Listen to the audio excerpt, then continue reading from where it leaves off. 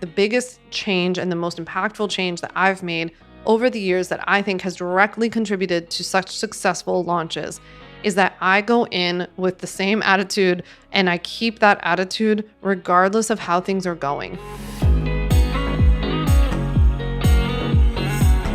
Hey, and welcome back to On Your Terms. I'm your host, Vander, and we're in part 2 of our launch series here in 2024. So last week we talked about, in part 1, we talked about the numbers and for my own promo and kind of how we got there. And then I also taught you about how we structure launches, how we plan those out, and how I kind of follow a reverse engineering process in order to make sure that these things go really smoothly. More than anything, I would say we talked about step 0 and why step 0 I think is the most important step, even though it's called step 0. But step 0 is really important to building your audience, building up your list, and having people to actually sell to and hype up, because those are the people we're going to be talking about today. We're going to talk about that process actually today, about hyping the people up, but we got to have people there first. Once you've done all of that, you have to start building hype for the launch that's coming. So it might be tempting to just like jump right into the launch, do all that kind of stuff. But actually what we're going to talk about today is equally as important as the sales period. So you're definitely going to want to listen to this. Today, we're going to learn how to actually hype people up, how to get people excited, and what that actually has to do with making sure that you get a lot of people to show up for your live event that's associated with your launch, that you get a lot of people to, purchase your product once you launch it. But it's really, really important that you plan and execute properly this hype and pre-launch period. At the end of today's episode too, I'm going to answer some questions that you submitted on Instagram to me when I asked what you wanted to know about how I planned my launch, how I executed about a $300,000 launch in February. And I can't wait to answer those questions for you at the end. So if you remember in part 1 of the series, we talked about the launch timeline that I follow and that I recommend to people all the time. So we learned how to reverse engineer this timeline and lead up to whenever your item goes on sale or whenever you're going to host a live event and then your thing goes on sale, like maybe you're going to have a webinar and then your stuff goes on sale right afterwards. So we talked about working backwards, like picking the day that the sale starts or picking the day of the live webinar, which might be the same thing. And then reverse engineering, okay, how long do I have to invite people to that live event? How long do I have to tease that it's coming? All of this kind of stuff. So the very first thing is that when we reverse all the way back, like if we go all the way back to the beginning of the timeline that I talked about in part 1, I talked about teaser time, hype time, right? The real focus of hype time is to let people know that something's coming. And to get them, just get them aware, right? Really all we're focusing right now on is some awareness, maybe some intrigue, like piquing people's interest, getting them to be a little bit like, I can't wait to see what they've got. Like, I want to know what she's got going on, that kind of thing. Or to also just get them really, really excited, right? Building the momentum. I can't even underestimate to you, and I hopefully will say this in like every episode of this series, but I can't emphasize enough how much your energy, your enthusiasm, and your embodying the momentum, even if it's manufactured and like a little bit like you're psyching yourself up for something, how much that's going to carry over. And so you can imagine that's super, super important when it comes to this hype time, the very, very beginning before you're about to launch.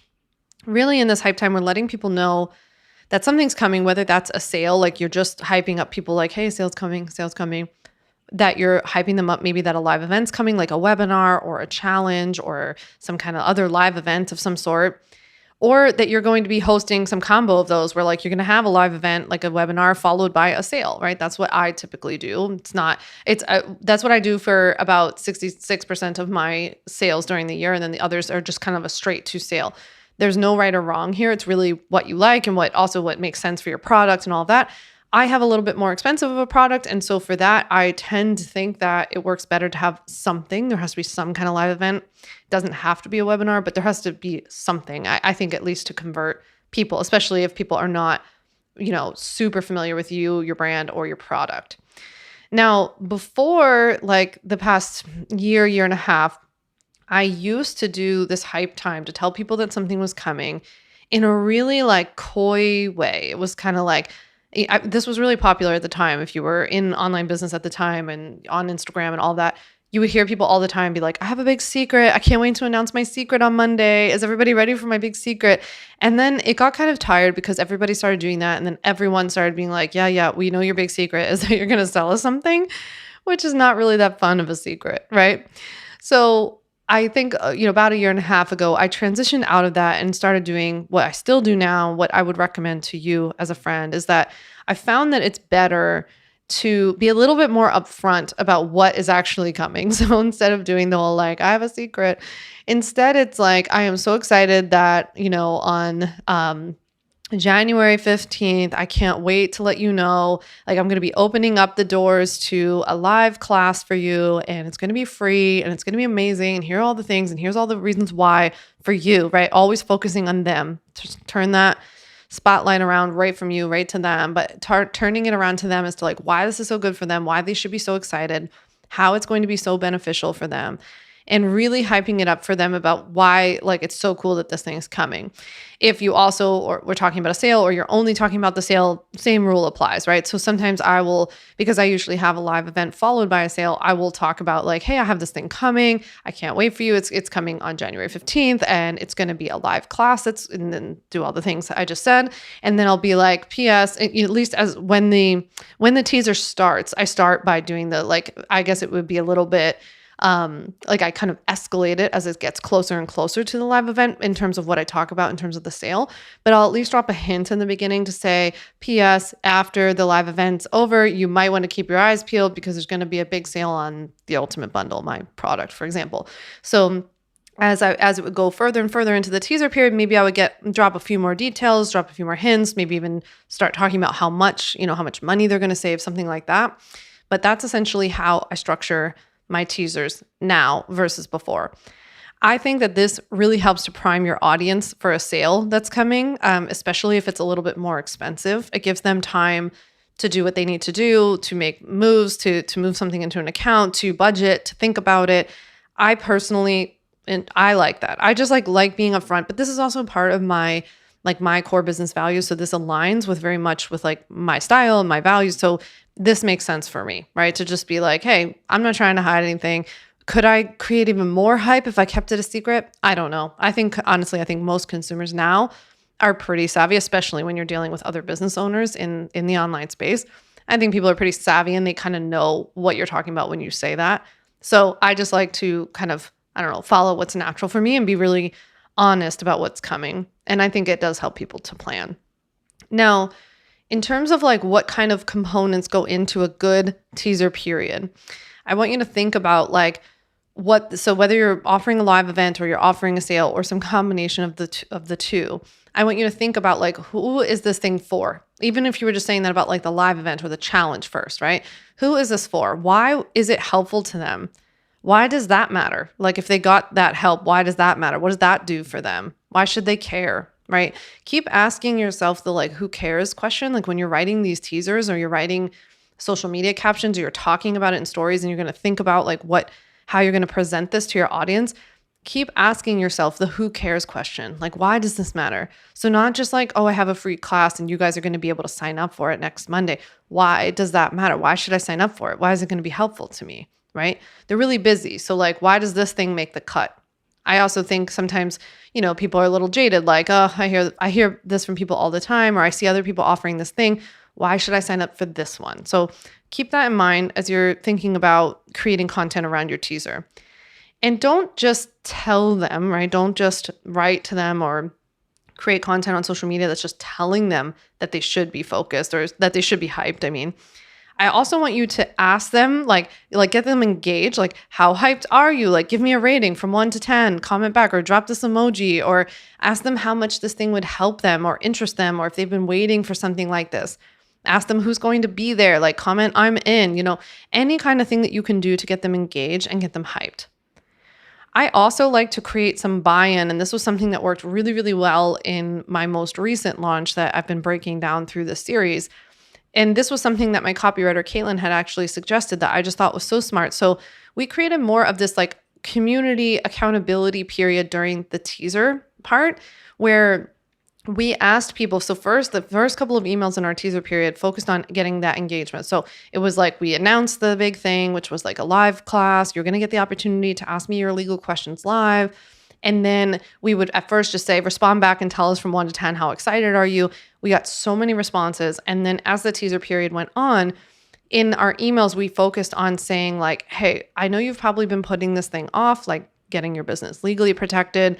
Wouldn't it be cool if you committed to coming to this live class and in the 90 minutes, you're going to finally have like a clear plan in place?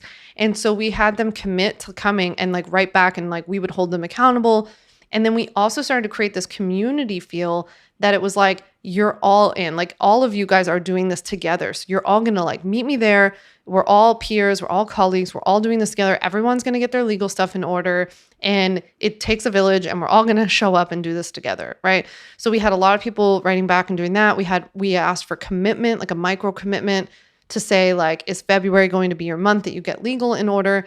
This all just worked really, really well. I watched it in action, and I thought it satisfied both of these things because it got us a lot of engagement, but it also created a lot of this hype and this buy-in that I was really looking for.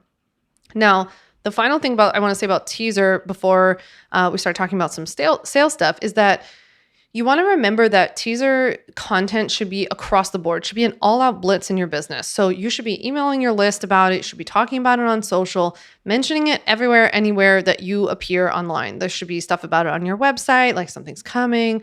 I just make sure that this is an all-in thing so that no matter where someone sees you, finds you, you are making sure that they can see this teaser content wherever they follow you online.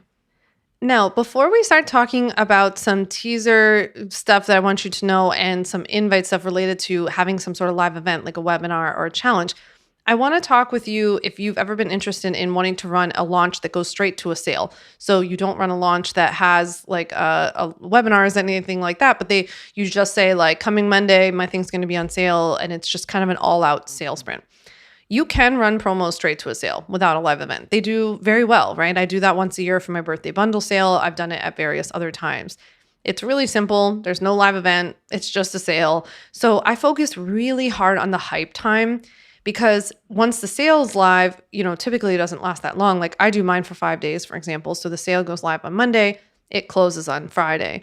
And so I really refer to these as sales sprints. And I think that in those cases, the teaser period has to do even more work for you, because now we're not just teasing that maybe the live event's coming, which then the live event does a lot of the lifting, like the educating of your customer that you need to happen in order for them to convert and like feel comfortable to purchase from you at the end of this thing.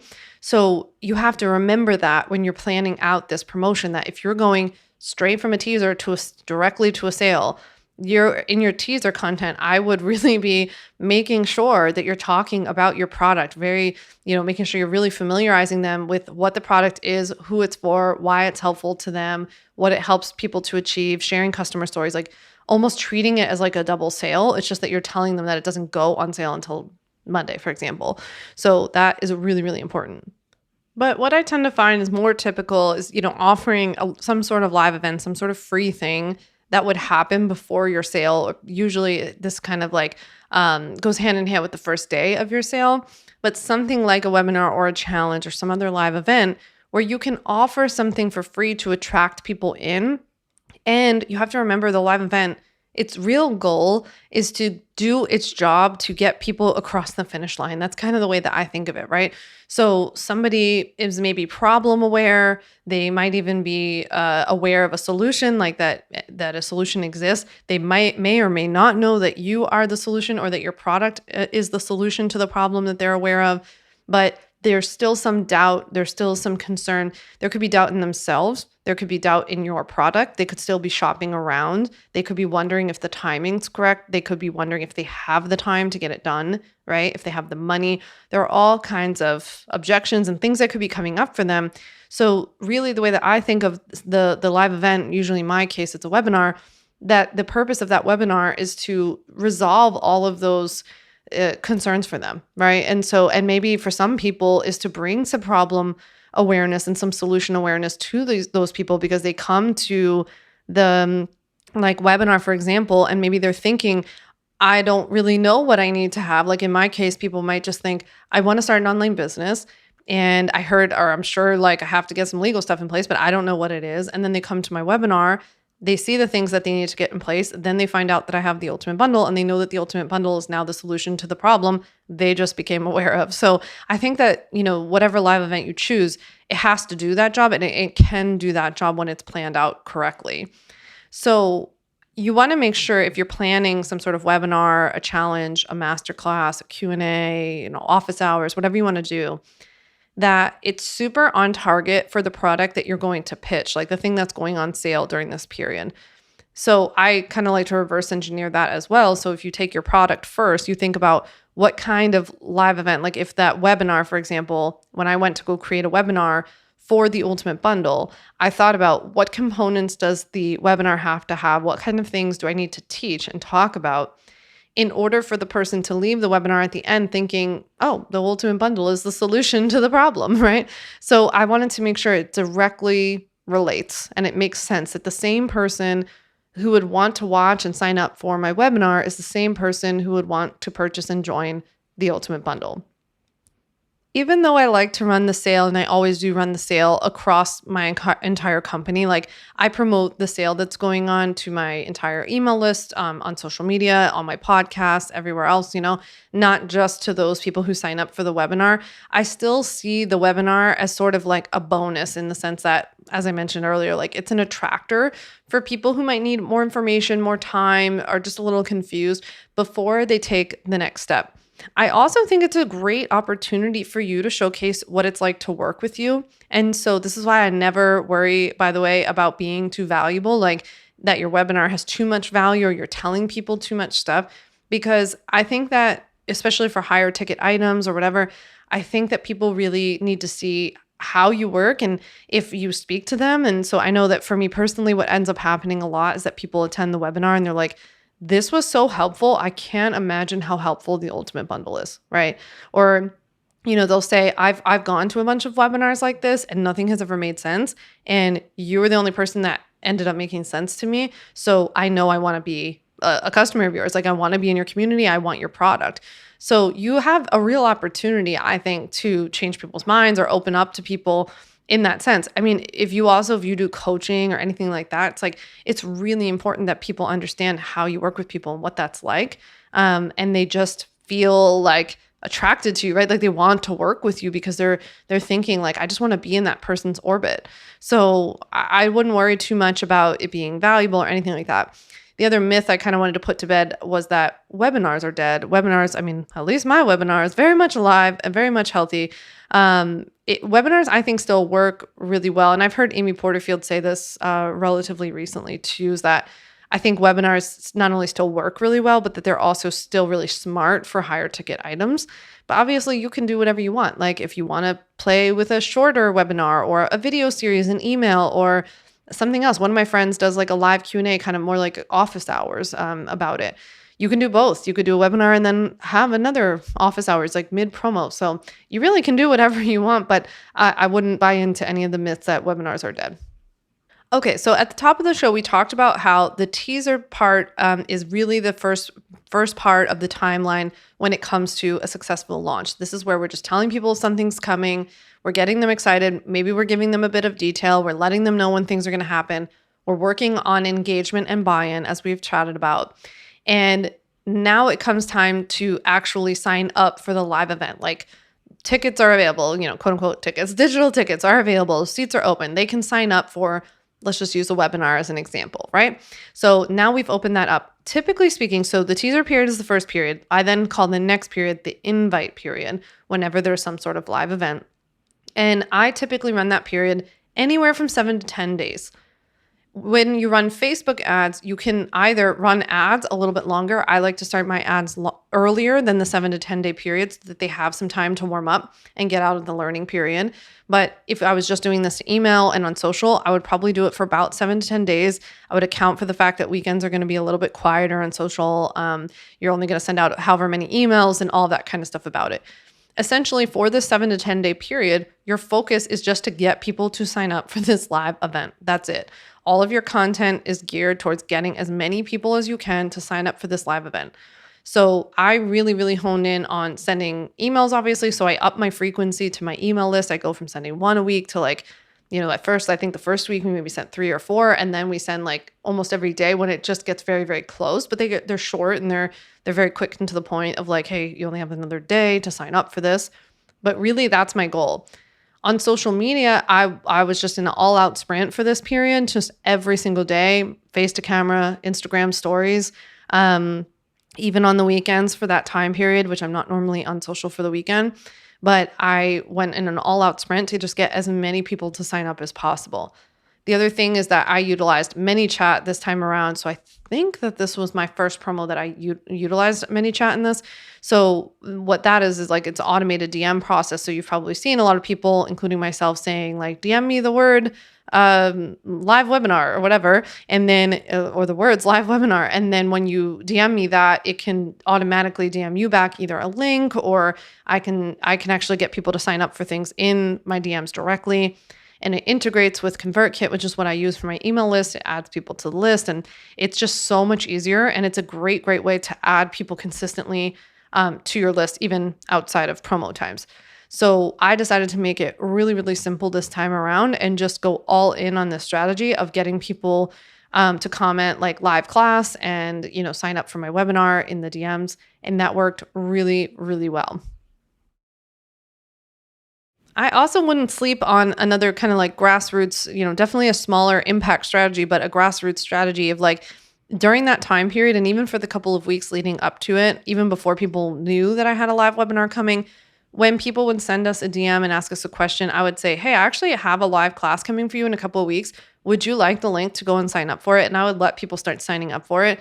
And then definitely during that teaser and invite period, I would say to everybody who would ask us a question, anybody who would ask us for the link for my evergreen webinar, we would write back and say, hey, here's the link, but actually I have a live webinar coming if you want to come live, because you get to ask me questions. So we had a bit of a grassroots strategy this time as well. And I think that really helped.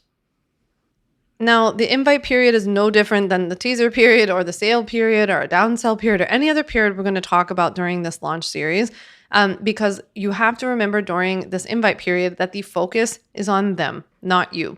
So yes, you're holding a live class or you're holding a challenge or something like that. Why is that a good thing for them? What's in it for them? What are they going to get out of it, right? Keep asking yourself that who cares question that I mentioned earlier. If you talk about something about what the challenge is going to help them do, who cares? Why is that helpful to them, right? What are some examples you can give me about people you've worked with who have already experienced that and what it's unlocked for them, right? Give me some stories. So you really want to focus on making sure that your, target audience, whoever's listening to this, feels like, this is something I really want to make time for. I can see how helpful this is going to be. Last but not least, in this invite period, you could also consider creating some sort of incentive that maybe you could mention or drop a little hint that only the people who sign up for the live event are going to get access to some special bonus, or people who sign up for the live event are going to get extra money off or something like that. Why does that matter? Because I said, right, that I run the sale to the entire company wide. Like I send everybody on the email list the sale, not just the people who sign up. So why does it matter? Well, remember what I talked about, the live event of whatever type that you hold, that can often be the thing that gets people over the threshold. So while yes, I sell a lot of ultimate bundles, for example, to people who are just on my email list and who never attended the live webinar, I have a much higher probability of getting them to actually buy the ultimate bundle if they come to the live class, because the live class works well. It nurtures them properly. It gives me the opportunity to have some connection. They get to see me in action, see me teach. I can open up their eyes to a lot of things they might not have known about. And, in my case with a live webinar, they can also ask me questions. So it's super helpful. Okay, so we've gone over the teaser period. We've gone over even the invite period for them to come to your free thing. Now, what about the live event itself? Now, when it comes to actually hosting this live event, I want you to show up with the energy of a class that 80,000 people signed up for. It doesn't matter if 5 people signed up and only 1 came, or if 100 signed up, right? It doesn't matter.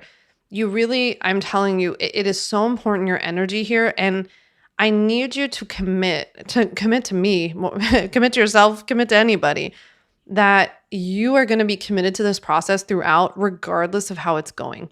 If I could give you any one piece of advice throughout this entire launch series, it has been that the biggest change and the most impactful change that I've made over the years that I think has directly contributed to such successful launches is that I go in with the same attitude and I keep that attitude regardless of how things are going, right? So you need to go to this live event and you need to be excited to be there. You need to be grateful to the people who signed up, and you need to have the energy and enthusiasm of somebody who is open and who is learning and who is there to just see what can happen, right?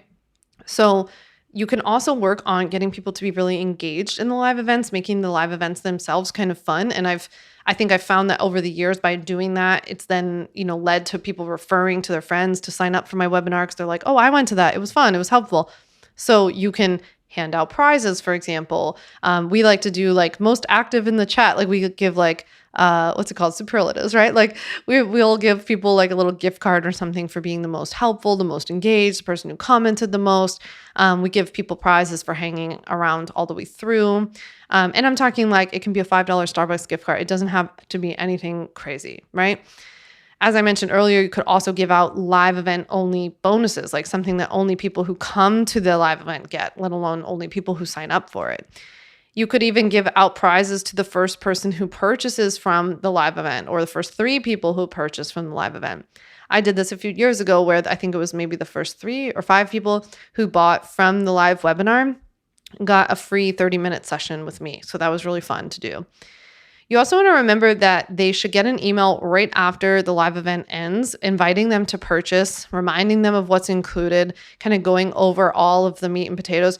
At least to me, this email it's okay from my perspective for this email to be more of the like features email, like this is what you get. That does speak to some people, by the way. I am the kind of buyer who it really frustrates me when people kind of bury it behind all of these like other sales tactics. And I'm like, no, I just want to know, like, what do I get? Like how many videos, how many like modules, how many pieces of paper? I don't know, whatever. It's like, I just want to know what I get. And sometimes I feel like I struggle to understand that when I look at some people's programs. So I don't at least bury that. And I put that in that initial email. If you can, kind of depending on the software that you use, you can also deliver the replay. Sometimes the replay is not available for a few hours after. So you really want to send them an email immediately after a live webinar ends to let them know to purchase. Some people want to check it out before and they didn't get to see, they want to see like the sales page and they couldn't see that on the live webinar or something like that. And you can remind them of what's included. I also would invite them to respond back and ask you any questions. I think that's like a great opportunity. Essentially, what I'm trying to say is like you want to capitalize on that initial momentum from people coming to your live event and really kind of get them while they're still in that headspace. They remember what it was. They remember why they wanted it and what was included, who you are, all that before, life just comes back in and stuff gets busy and then they forget and then the sale's over. So that's my gist on the kind of teaser, invite, and live event period. Next week, we're going to be talking about the next period, which is the sales period, which I'm really excited to chat with you about because I experimented with a lot this sales period that I had never done before and that I don't really see very many other people doing. And it worked really, really well, not only in email, but on social media too. So before we go today, I want to answer, speaking of social media, I want to answer the Instagram questions that I got from you all about this launch.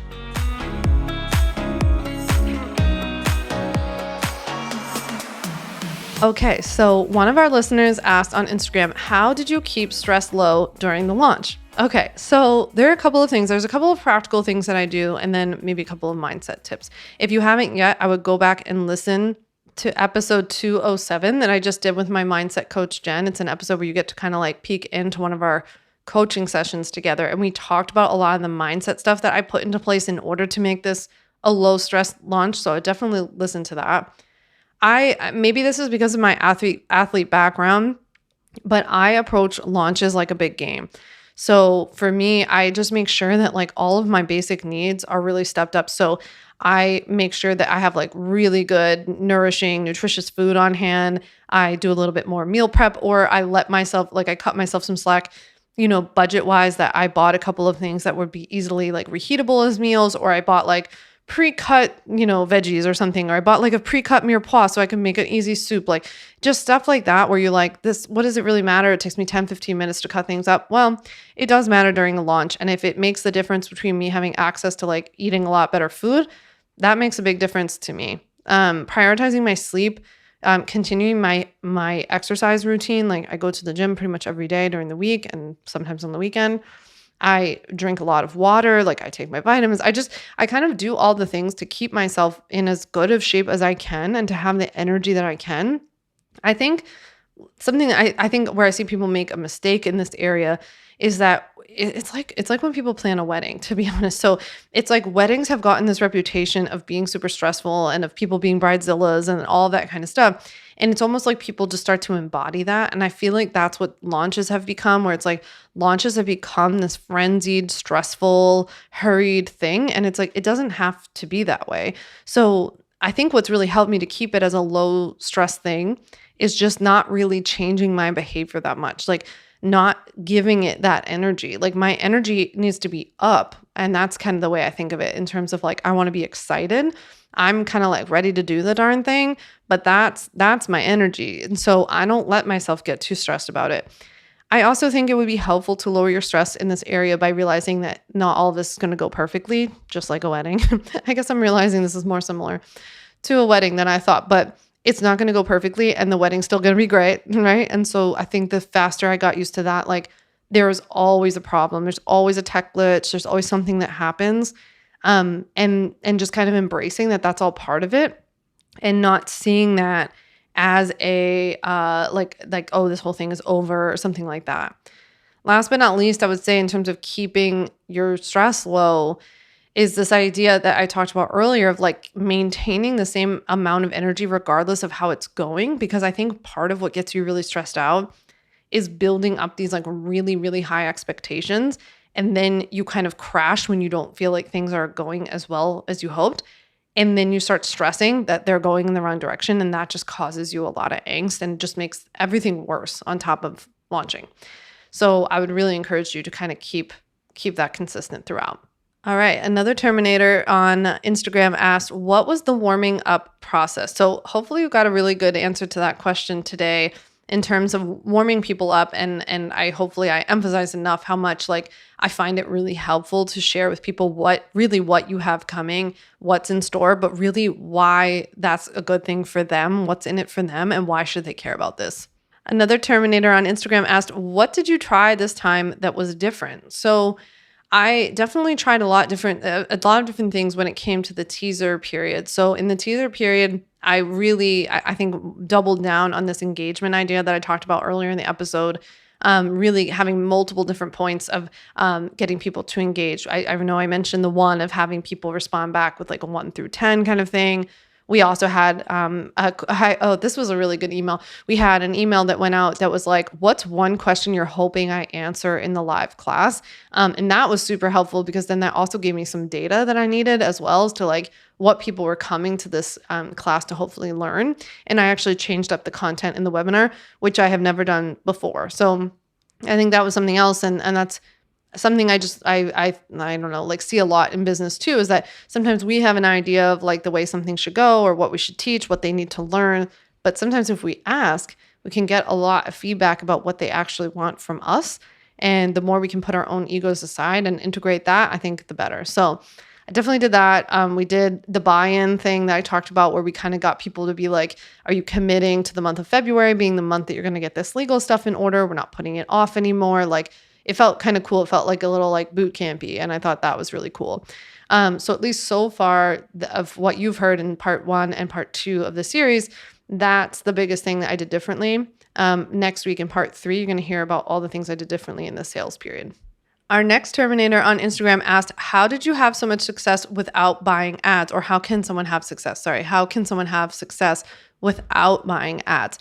So this is a very good question because although I run Facebook ads now, I did not always run Facebook ads. And so Facebook ads, I think what gets confusing to people about ads is that they think that Facebook ads like do all the lifting. And I would encourage you to see ads more as like a boost. So to me, they're like the gasoline on the fire. They're not the fire itself. So you can start the fire and you can build like a really healthy fire once you have enough capital, it's a great thing to, because something's working and something's selling already organically, then it's great to invest in ads and pour gasoline on it. So I just want people to know that, like, part of what I see a little bit behind this question is like, there's no, like, ads are not going to resolve something that's already not selling. It's just going to amplify something that's already selling well, right?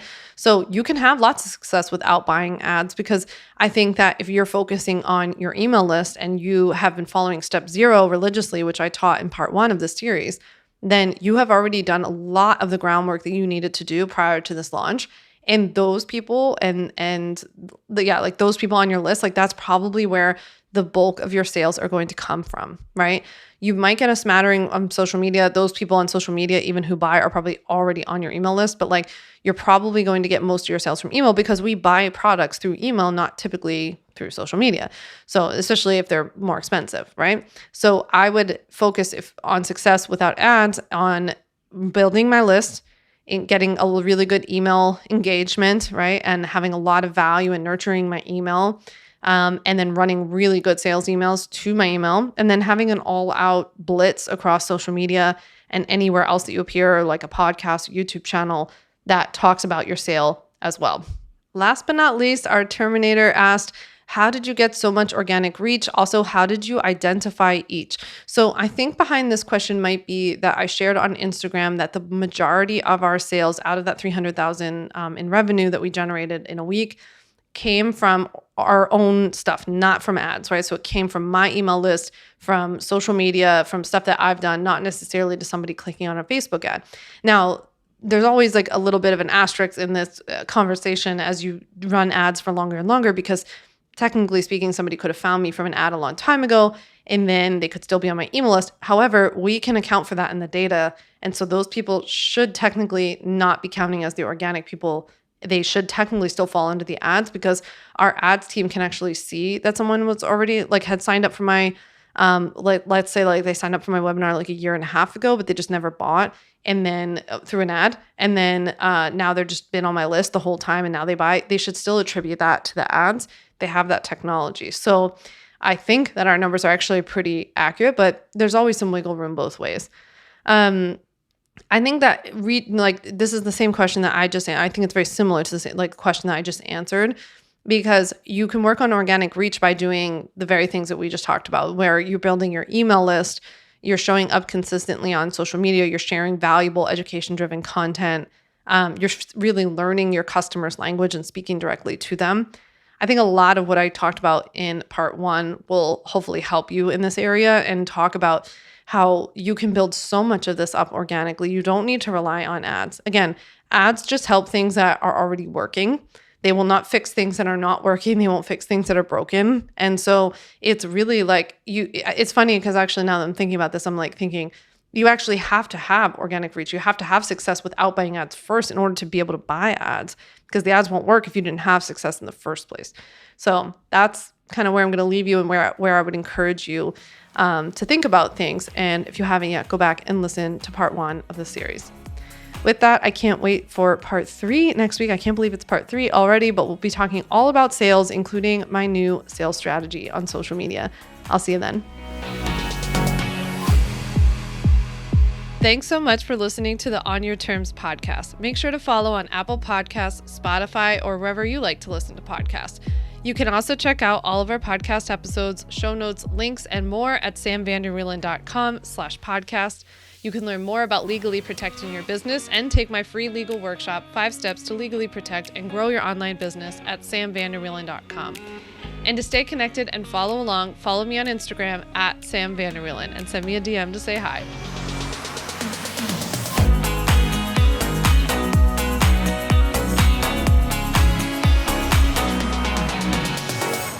Just remember that although I am an attorney, I am not your attorney, and I am not offering you legal advice in today's episode. This episode and all of my episodes are informational and educational only. It is not a substitute for seeking out your own advice from your own lawyer. And please keep in mind that I can't offer you legal advice. I don't ever offer any legal services, but I think I offer some pretty good information.